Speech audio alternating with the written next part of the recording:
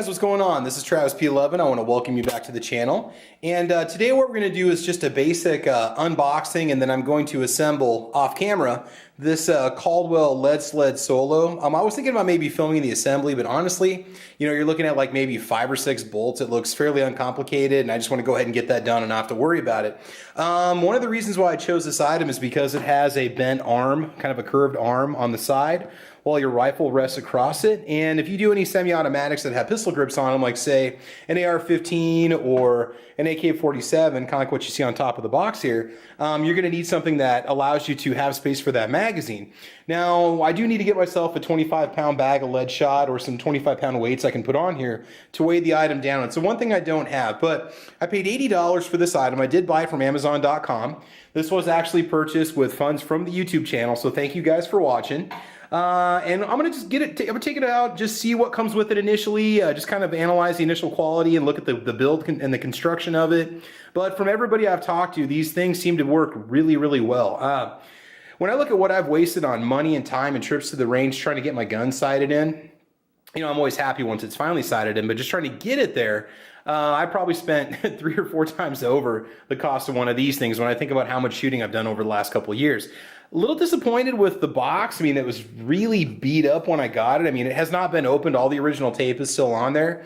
And UPS, man, I love you guys, but you set it up on top of my stairs so everybody could see it when they're driving by instead of in front of the door. So anyway, I was just like, man, I'm glad this thing is still here when I got home from work. So anyway, let's go ahead and just open the box and see what you actually get in the contents. All right, so here we go. Okay, so we'll get the box open and just see what kind of condition everything arrives in. Again, you know, it's got an all steel construction. The box is fairly heavy, so it feels like it's got a good build to it. Everything's wrapped in bubble wrap, so everything's protected nice. Alright, here's your, pretty much comes out in one set bag here with everything in it. And the back of the box does cover all the features, but I'm really not going to go over that because, again, this is stuff that you could always just read about. You know, if you really care about some of the exclusive features, you're probably going to look at it anyway when it comes time for you to decide which one you want to go with. Okay, ooh, it's got a nice, almost like a powder coat finish on the metal. Does appear to be unused, so it is brand new. It's a little dusty, but again, the box did have a hole in it. Hardware comes all wrapped up, so we'll get that all taken care of here and just get it put together. Okay, you got your instruction manual that basically assembly and usage instructions. As you can see, there's real minor adjustments that you make to it while you're actually sighting the gun in. It does have a little spring on it that captures the recoil, so it keeps the gun, you know, it does return it back to its spot, and you control basically how much bounce you have on that so that you have the gun return as level as possible back to 0. You got the tray that you can put your 25-pound lead shot in, or whatever you want to do, sandbag or square weights, whatever you might have. Good contact information if you have a problem or if you're missing any parts. Again, it just has a few steps to put it together. So this isn't going to take me very long, but honestly, I don't think you really want to see me put this together. It's very simple. Again, if you've ever put together any little piece of furniture or just even just the simplest thing, it's all right here for you. I don't know if I get the tools for it, but I usually use my own. The one thing I really like about this is you do have this front strap where your rifle is going to sit, and that's going to keep the front of the barrel down. So I really like that, especially with the wind that I have to deal with. That can really be a pain at times. So anyway, I'm going to go ahead and just assemble this real quick, and I'll show you what it looks like when I get done with it, and we'll go from there. So again, it's got good heft to it, good solid welds on it. It's steel. It feels like a piece of equipment from your gym if you grew up in the 1980s in your high school, you know. Pretty much indestructible. The unit itself has got some weight. We're probably looking at a solid, maybe 10 to 15 pounds or so. And it's got a nice wide padded rest where the guns are going to sit. I think most guns are going to fit in there without any issues that I have in my collection. And okay, I'll go ahead and get it put together, and I'll show you guys what it looks like when you're done. Okay guys, so it took me about 22 minutes, and this is the finished product. Your stock is going to rest right here. Your firearm is going to rest across the front right here, and you've got this Velcro strap to strap down the front of the firearm so that it's not going to jump when you shoot it.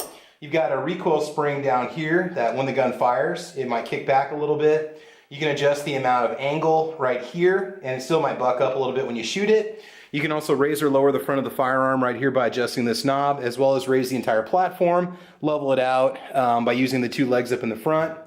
Weight goes right here. A couple words of advice. One, hit this up with a little bit of gun oil or some WD-40 or some silicone spray as you start to screw it in, because it's not too bad right here, but as you get towards the bottom and start to push through the bottom, it is a little hard to do. Okay, 2, if you have any kind of arthritis or arthritic or weak hands, you may struggle a little bit assembling this. This is some pretty heavy duty bolts that you have to take out with the nuts and some heavy screws that you have to screw in when you put it together. So just as a word of caution, I had no problems with it, but you may have some problems with it when you put it together. Assembly, all I required was just a cheap pair of vice grips. I was going to go get the full toolkit, and I thought, why not? Why mess with it, you know? All I took was this, and then just this basic wrench, which it's just a 6-inch wrench that I got at IKEA. I mean, I've got better tools, but I didn't need to mess around with anything else. So you have basically 2 bolts down there, 1 bolt right here. This part's a little tricky. There's 2 polymer O-rings that are gonna rest on the inside of this arm, and you've got your washers on the outside. I went ahead and just put a piece of tape across the top of the arm with each of the O-rings taped to the sides and a piece of tape across the bottom of the arm so that the O-rings would stay in place as I put the arm in, and then I was able to run the bolt across and put the little hex nut on the end right there, or just whatever you want to call it, the nut. And after that, she went right together, so no problems right there. Really, build quality construction, feels very sturdy, feels very solid. It's got a lot of weight to it just on its own. So now comes a big test. An AR-15 without a vertical foregrip. Let's just see if it's going to fit in here. Don't worry, this firearm is cleared. Okay, it will sit right in there. Okay, no problems at all, and I can adjust the, oops, sorry about that, guys. I can adjust the height just by simply lowering the front right here. Obviously, I'd have it strapped down into place after I adjust the height, get it exactly how I want it, and it's going to be stretched out all the way the buttstock is, but it fits. I got a 30-round PMag in there, and it clears, pistol grip clears. Definitely going to hold it solid. I mean, it just feels solid just sitting there. I mean, it does not want to move. This is a very grippy rubber that they use, and that's going to keep your firearm in place.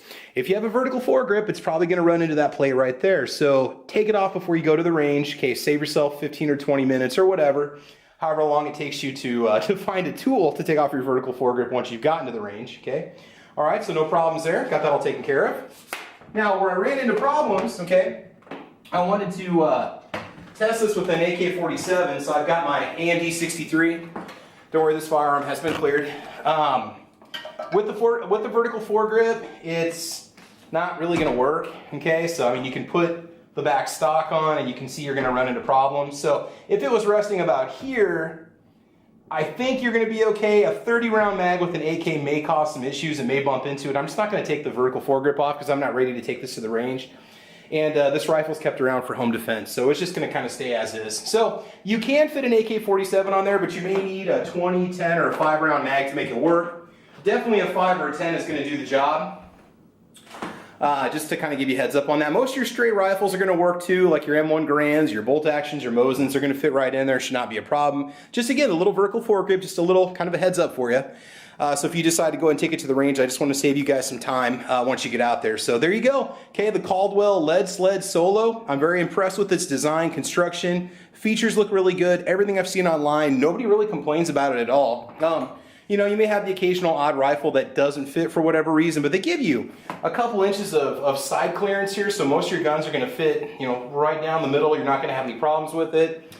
Otherwise, we'll get this out to the range. Man, I'll tell you what, guys, it's probably not going to be until this weekend that I can get out, so I'll probably have 4 or 5 days without a video. Super busy up at work right now this week, so I won't get a chance to get out to the range, but it's supposed to warm up, and then we'll be taking all of my firearms back out for a part 2. We're going to lead sled these. We'll make a whole new series. We're going to lead sled them, sorry, and just to see what kind of accuracy these babies are able to pull off. So there you go, guys. I want to thank you for watching the channel. I want to welcome you to my very messy dining room. And as always, guys, I want you to have fun. I want you to be safe. Check me out over on Twitter and Instagram. I'm also over on the Ordinary Average Guy Gun Channel / TravisP11 on gunchannels.com. You can also follow me on a lot of the different podcasts that happen on gun channels during the week. Otherwise, I think that's about it, guys. So take care. Have a wonderful week. All right, be safe. And as always, we will talk to you soon. And again, overall impressions are good. I won't give you any final impressions on it. Maybe we'll do a wrap up with the first range session and just let you know any problems I ran into, any issues, and we'll go from there. So there you go, guys. Have fun, be safe, and we will talk to you soon. Goodbye.